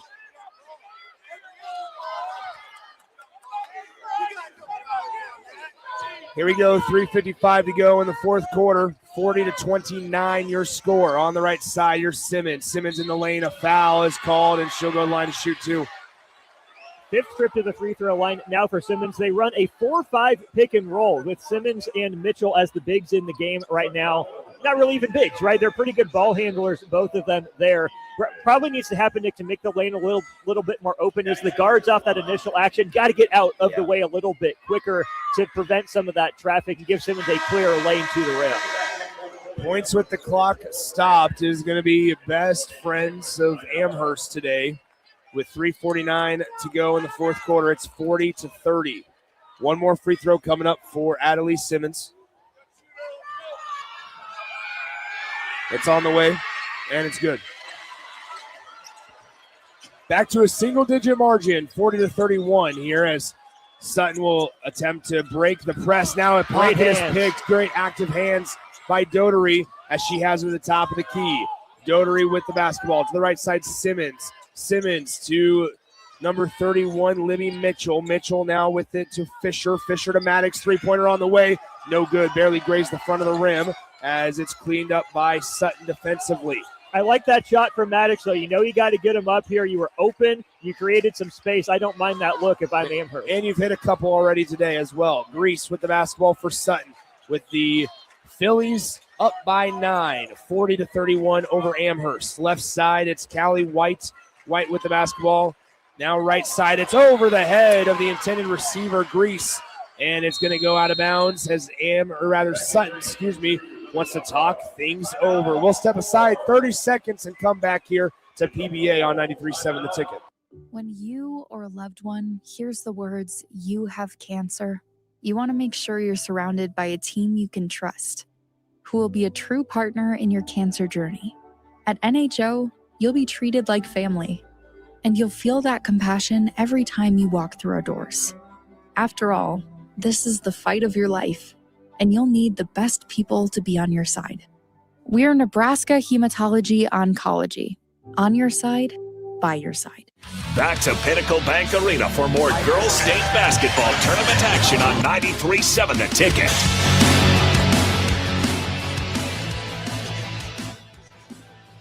Welcome back in to Pinnacle Bank Arena, 93.7 The Ticket, theticketfm.com. It's 40-31 in favor of Sutton over Amherst with 3:03 to play in the ball game. Nick, we mentioned the turnovers for Sutton. 5 turnovers the last 4 minutes, a scoring drought of just about 3 minutes. They're kind of turnovers of passivity, if you will, right? Because you have a lead, you're trying to milk the clock. Sutton is just keeping the ball around the perimeter. They haven't had the opportunity to look at that high-low. They haven't hit the high post in a while.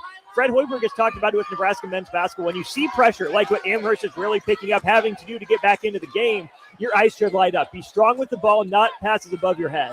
Three-pointer on the way, no good on the attempt by Libby Mitchell, and Sutton is able to collapse on the defensive rebound. Sutton has the basketball across the timeline. They get trapped. It's knocked out of bounds. Last touch by Amherst. It'll stay with the Sutton Phillies. Really good hand by Vavra. They set up that trap, and then Nick, again, freshman, number 13 there with White, dribbles right into the corner. Exactly where Amherst wants you to go. That ball's got to stay in the middle of the court if you're Sutton, as much as you can help it. On the left side, here is Sutton down low. Noose in the lane. Layup no good. And the rebound collected by Adelie Simmons. And here comes Amherst. Plenty of contact on that one down low. Here's top of the key. Maddox with it. Now in the lane, Simmons in the lane. Layup will not fall. And the defensive rebound to Grease. Grease up the floor. And an extra pass. Layup in the lane is no good. Defensive rebound and a foul is called on Avery Smith. Good job getting the ball ahead there by Sutton, trying to get 2 easy points in transition, not being able to convert that one. And then Nick doubling down with not just missing the layup, but now having to go to the other end and giving Amherst the chance, again, to score with the clock stopped at the free throw line. 40-31 your score, 2 minutes and 11 seconds to play in the fourth.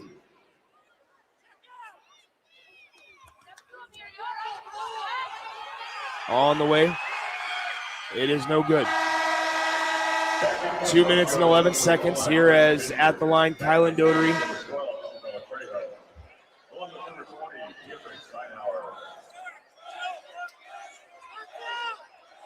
And so here we go. Amherst doing enough to stick around. Fouls have been lopsided in this fourth quarter, but they missed both free throws.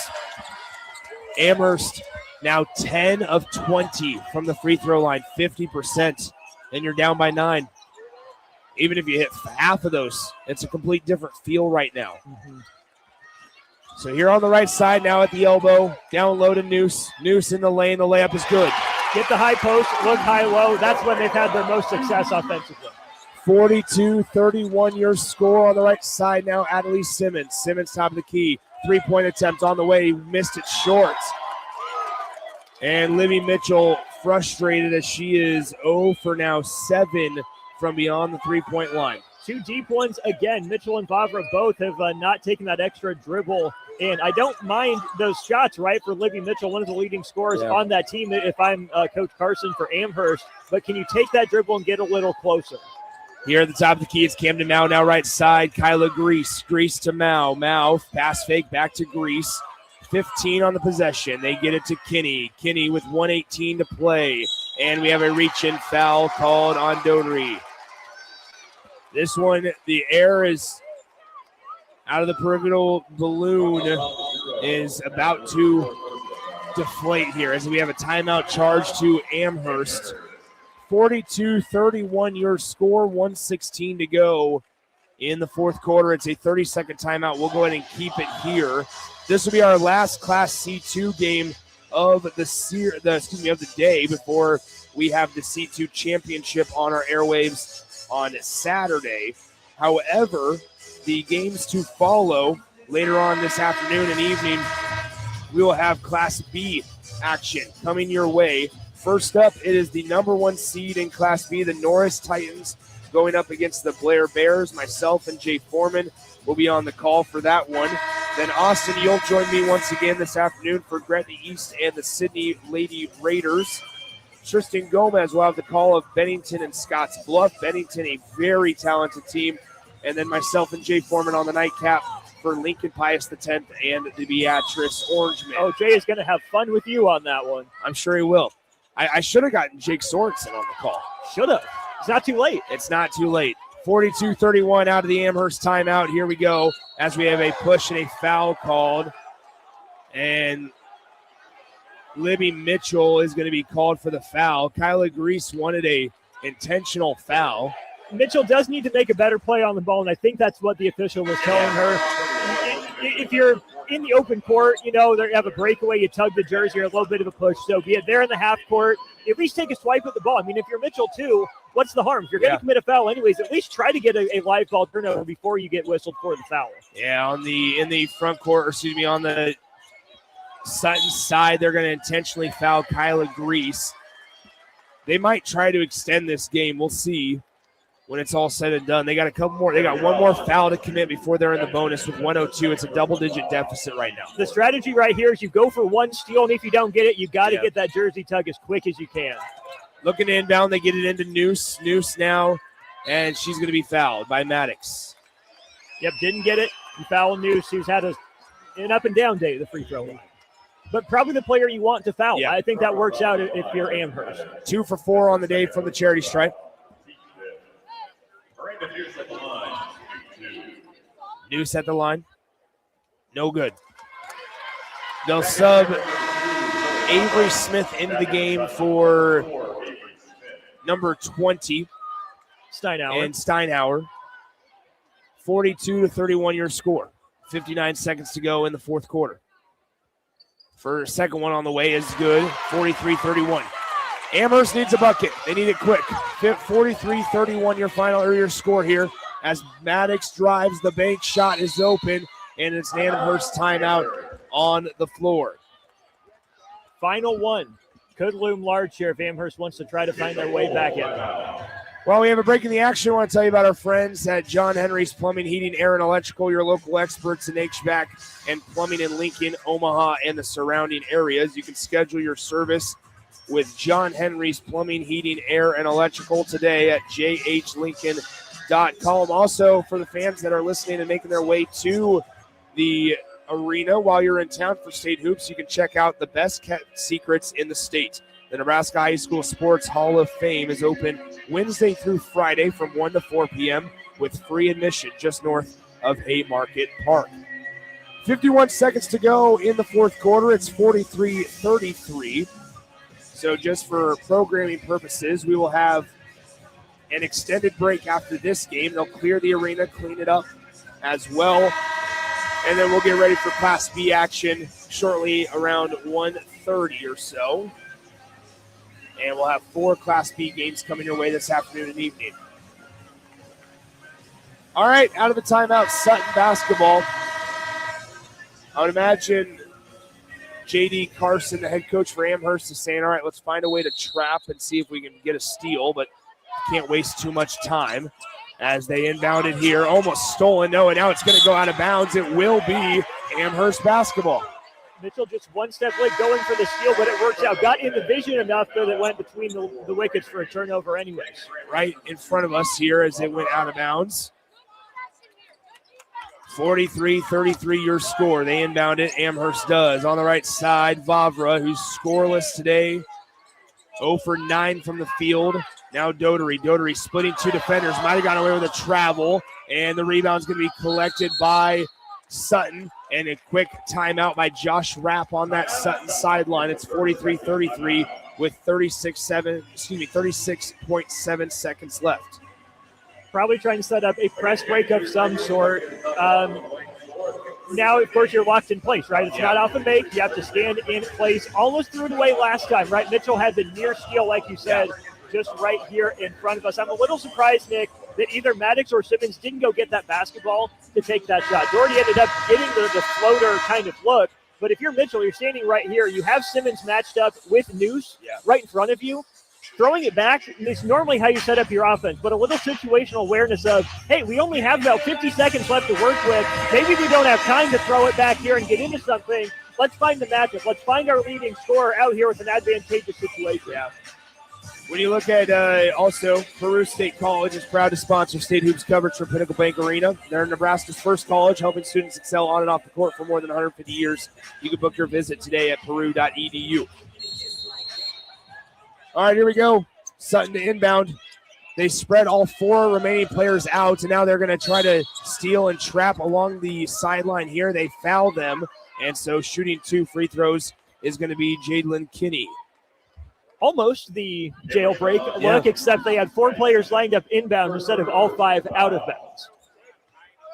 2 free throws coming up for Kinney. A 5'5" junior. First one, no good. Only way, you said it earlier, Austin, the only way Sutton allows Amherst back into this one, missing free throws and allowing them the pressure to get to you. Second one on the way. It is good. It is an 11-point game. 44-33. Here comes Amherst. They'll inbound it to Doherty. Doherty will jog it across the timeline. We're under 30 seconds to play here in this one. Amherst needs to bucket. They need threes. They shoot a jumper from the elbow. It's no good. Avery Smith gets the rebound, and they will foul her with 21 seconds to go in the fourth quarter, and the reserves are going to come in for Amherst. It'll be number 21, Olivia Pyle, as well as a couple of others. Number 12, Mackenzie McGee, a freshman. Number 45, Caitlin Meintz. And number 33, Sadie Van Rankin. 5 subs coming in for Sutton as well, as this free throw is up and good by Avery Smith.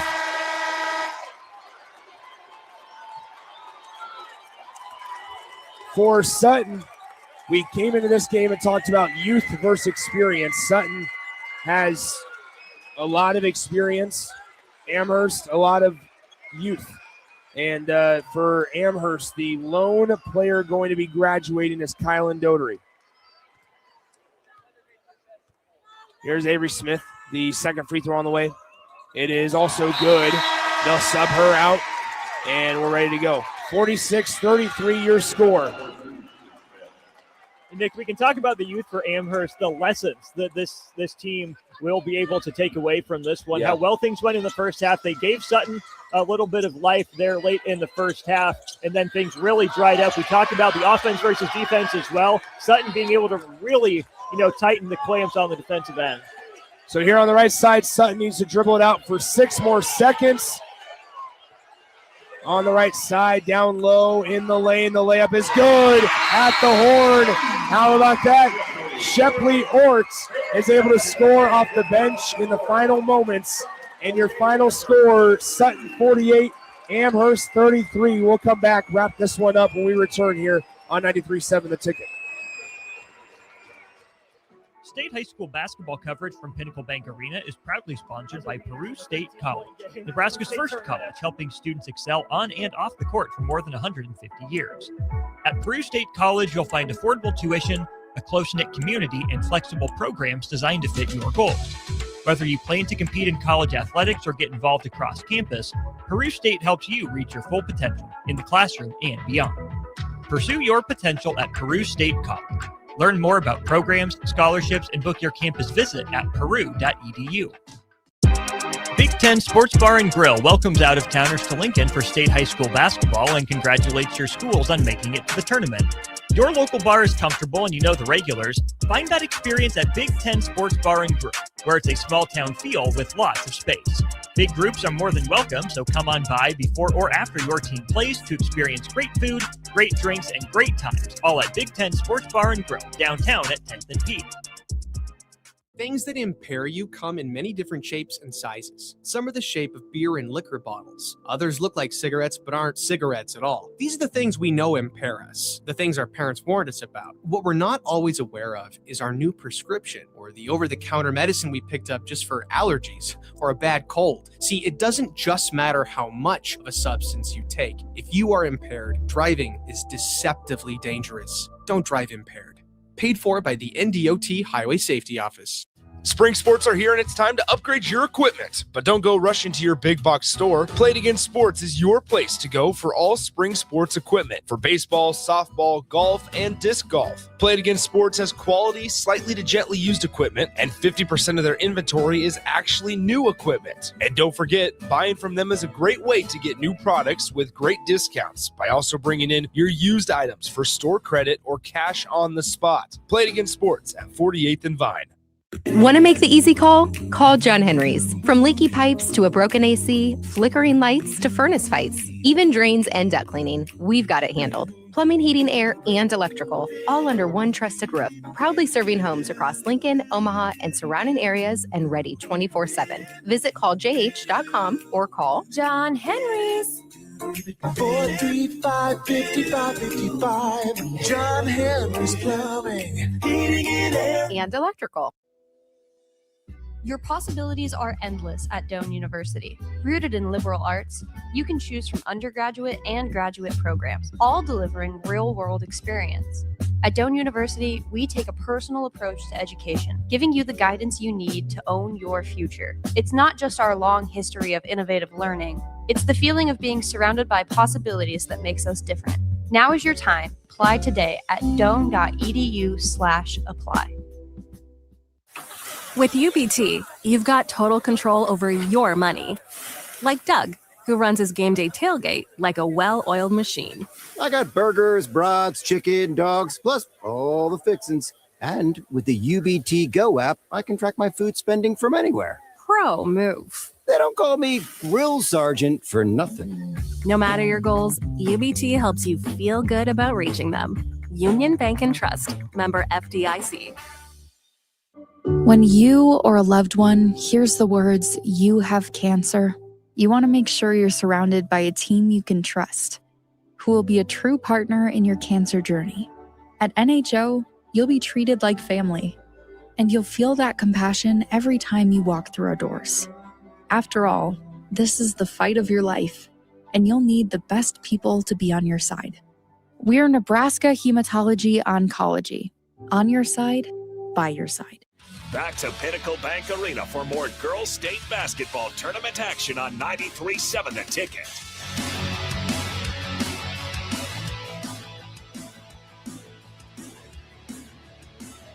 Welcome back into Pinnacle Bank Arena as we wrap up the Sutton and Amherst final, as Sutton is able to storm back in the second half. They put up 30 second half points after trailing at the break by 2. They win this one 48-33 over the Amherst Broncos.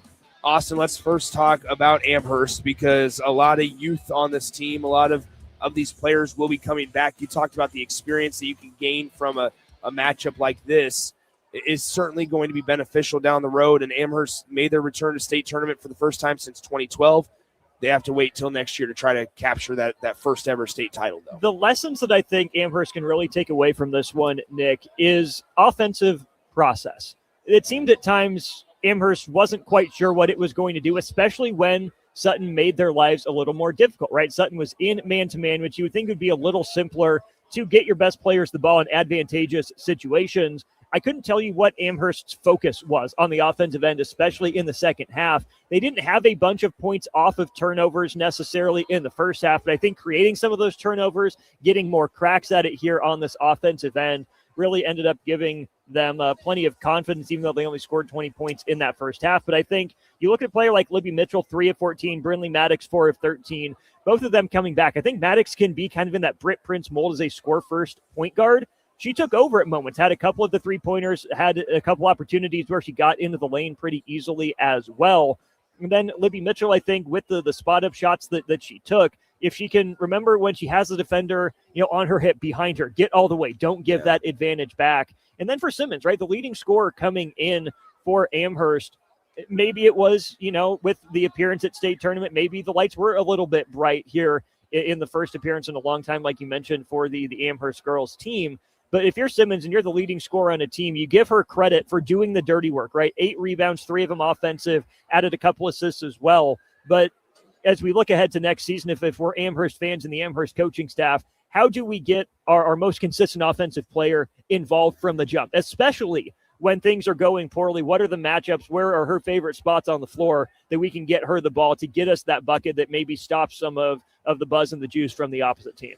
Once again, your final score, Sutton comes all the way back after trailing in at halftime. They win at 48-33 over the Amherst Broncos, and they will advance to Friday's semifinal. That will be played at the Devaney Center, though. We will have the call of the C2 title game on Saturday. However, now it is time we turn our attention and get ready for Class B action at 1:30. It is the number 1 seeded Norris Titans against the 8 seed Blair squad as they are ready to go. This one might be tighter than what people realize with a normal 1-8 game. Should expect a large Norris contingent. They usually travel pretty well. We'll see what Blair can bring to the table here at Pinnacle Bank Arena. Jay Foreman and I will have that call on right here on 93.7 The Ticket coming up at 1:30 p.m. But for now, let's send it back. Extended break. We'll be talking to you in about an hour's time as we'll bring tip-off of number 1 Norris and number 8 Blair around 1:30 p.m. here in just about 60 minutes. This has been Pinnacle Bank Arena, Class C2 state quarterfinal action. Sutton wins it 48-33 over Amherst in the C2 quarterfinal. When you or a loved one hears the words, "You have cancer," you want to make sure you're surrounded by a team you can trust, who will be a true partner in your cancer journey. At